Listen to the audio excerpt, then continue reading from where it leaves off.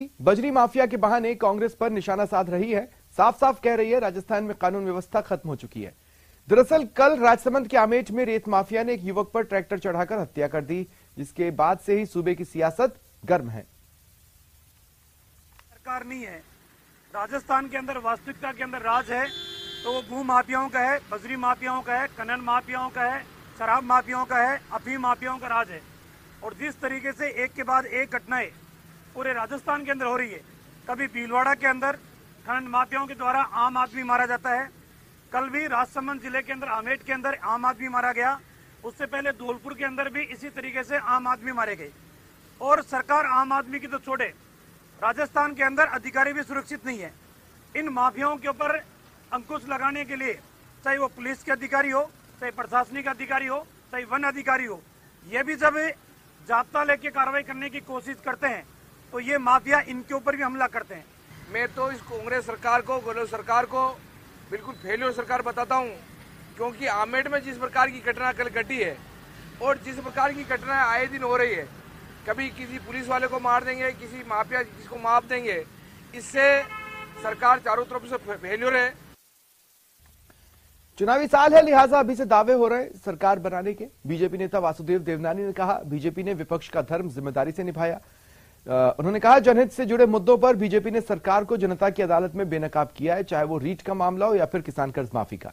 BJP Gehlot सरकार को सत्ता से जब तक उखाड़ कर नहीं फेंकेगी तब तक चैन से नहीं बैठेगी। जन जागरण अभियान में अपनी सक्रिय भूमिका निभा रही है और लोगों की अपेक्षा भी है कि विपक्ष अपनी भूमिका अदा करे। और कई बार तो कांग्रेस के मंत्री कहते हैं कि विपक्ष की भूमिका हम लोग नहीं निभा रहे हैं, और जब निभाते हैं तो उनको तकलीफ होती है, नहीं निभाते हैं तो भी उनको जो है दिक्कत होती है। तो हमने हमेशा विपक्ष की भूमिका निभा रहे हैं और विपक्ष की निभाते हुए अब कांग्रेस का नवंबर में इसका पूरा हम लोग सफाया करने की हमने सोच रखी है। जनता भी हमारे कार्यक्रम में उमड़ रही है, इस कारण से मुझे पूर्ण विश्वास है। जोधपुर से बड़ी खबर है, युवती ने अपहरण का आरोप लगाया। दरअसल उसका यह कहना है कि एक कार सवार है जिसने उसके अपहरण की कोशिश की। मौके पर हंगामा बढ़ा, भीड़ ने कार सवार को घेरा और उसे पीट दिया। कार सवार ने वहां से दौड़ लगाई और बस के नीचे जाकर छिपा और अपनी जान बचाई। गुस्साए लोगों ने गाड़ी में भी तोड़फोड़ की है। युवक लगातार कह रहा था कि थाने जाने दीजिए, थाने जाकर सबूत बता दूंगा। लगातार गुहार लगाता रहा, लेकिन भीड़ के हत्थे चढ़ा था। भीड़ उसे पीटती रही। महामंदिर थाना क्षेत्र में यह घटना सामने आई है। तस्वीरें आपकी टीवी स्क्रीन पर।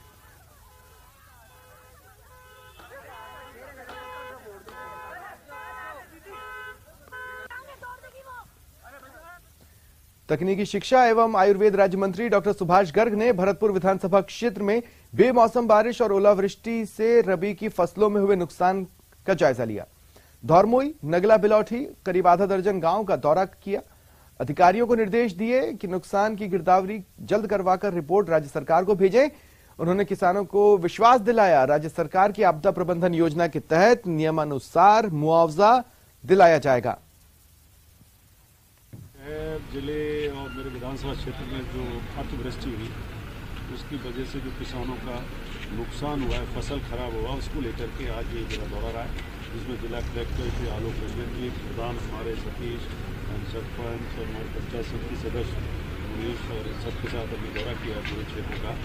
और उसमें जहाँ भी खराबा दिखाई दे रहा है उससे पहले निर्देश दे दिए गए हैं। गिरदावरी के विशेष गिरदावरी के निर्देश जिला कलेक्टर के द्वारा दे दिए गए हैं और सभी पटवारी गिरदावरी मुआयना कर रहे हैं। लेकिन जैसा देखा है मैंने अभी तक उतना नुकसान जो नहीं है, फिर भी जितना भी नुकसान हुआ उसका मुआवजा सरकार से नियमों के अंतर्गत SDRF से और फसल बीमा के तहत दिलवाया जाएगा।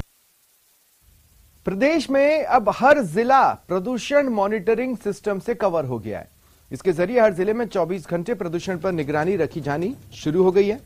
Continuous ambient air quality monitoring system से हर जिले में कौन सी जहरीली गैस का स्तर क्या है, इसका 24 घंटे में कभी भी पता लगाया जा सकता है। पहले प्रदेश में केवल 8 शहरों का ही वायु गुणवत्ता अध्ययन करने के बाद एयर क्वालिटी इंडेक्स जारी किया जाता था, लेकिन प्रदेश के हर जिले और अहम लोकेशन के हिसाब से एयर क्वालिटी इंडेक्स जारी करना अब शुरू हुआ है। पिछले 4 साल से प्रदेश प्रदूषण नियंत्रण मंडल इस पर काम कर रहा था, लेकिन अमल अब हुआ है। इसमें बहुत से शहर ऐसे हैं जहां पहली बार वहां की वायु गुणवत्ता के आंकड़े सामने आए हैं। इस पे अभी सभी शहरों जितने भी नॉन अटेनमेंट सिटीज हैं उन सब में एक्शन प्लान बनाए जा रहे हैं, जिसके बाद ये जितने इश्यूज हैं, चाहे वो रोड से रिलेटेड हों, मैक्युलर पोल्यूशन के हों, कंस्ट्रक्शन एक्टिविटीज़ को, उनको एड्रेस किया जाएगा।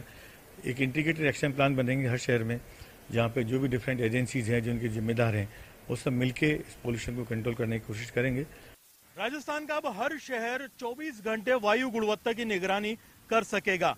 प्रदेश में करीब 25 नए ऐसे शहरों की वायु गुणवत्ता निगरानी शुरू कर दी गई है और इनके आंकड़े भी सामने आना शुरू हो गए हैं। इससे पहले प्रदेश के अंदर महज 8 शहरों के अंदर वायु गुणवत्ता की निगरानी की जा रही थी, जिससे एयर क्वालिटी इंडेक्स को लेकर के कई सवाल एनजीटी ने भी खड़े किए थे। उसके बाद में अब राजस्थान के 25 नए शहर इस दायरे में आ गए हैं, जहां पर 24 घंटे एयर पोल्यूशन के ऊपर गहन निगरानी की जा रही है।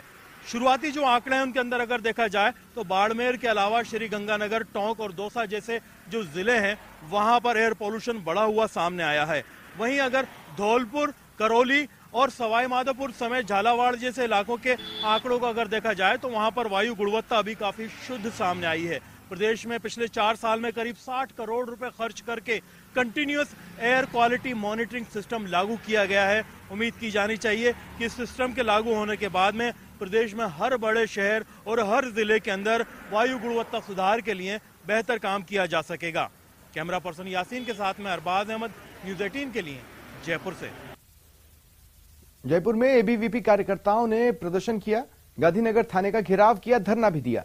प्रदर्शनकारी एबीवीपी कार्यकर्ताओं ने कल सीएम गहलोत को काले झंडे दिखाने वाले एबीवीपी कार्यकर्ताओं को रिहा करने की मांग की। प्रदर्शनकारियों ने आरोप लगाया पुलिस ने हिरासत में गिरफ्तार कार्यकर्ताओं के साथ मारपीट की। साथ ही एबीवीपी ने 21 मार्च को बड़े आंदोलन की चेतावनी दी है।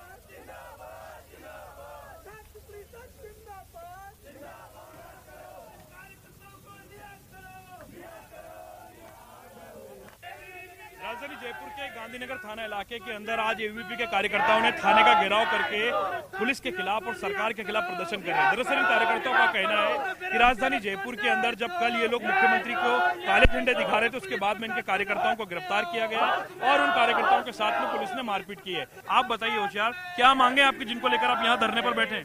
वीरांगनाएं इतने दिन से न्याय मांग रही थी, बेचारी वीरांगनाओं के साथ में पुलिस ने बदतमीजी की। जिस तरीके से आज बेरोजगारों के साथ में लगातार पेपर आउट की घटनाएं हो रही हैं, आज लॉ एंड ऑर्डर को देखिए कि चारों तरफ के प्रदेशों के अपराधी राजस्थान में बैठे हुए हैं।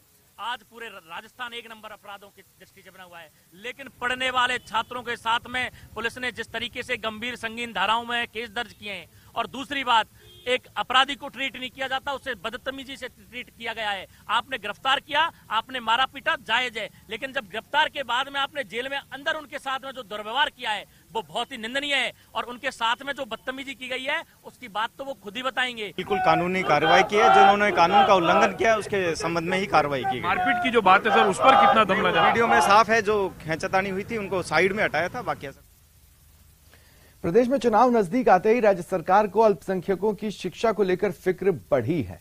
पिछले 4 साल से जिस मदरसा बोर्ड को बिना अध्यक्ष सदस्यों के चलाया जा रहा था, उस मदरसा बोर्ड में नई टीम के गठन के साथ ही प्रदेश के सभी मदरसा सहयोगियों को सरकार शिक्षा अनुदेशक बनाने का तोहफा दे दिया है। इसके साथ ही राज्य सरकार प्रदेश में पंजीकृत मदरसों में खाली पड़े मदरसा शिक्षकों के पदों पर भर्ती की तैयारी शुरू कर रही है। नए मदरसा बोर्ड अध्यक्ष के मुताबिक प्रदेश में पंजीकृत मदरसों में मदरसा शिक्षा के लिए 12,499 पद सृजित हैं, जबकि मौजूदा समय में केवल 5,656 शिक्षक ही शिक्षा दे रहे हैं।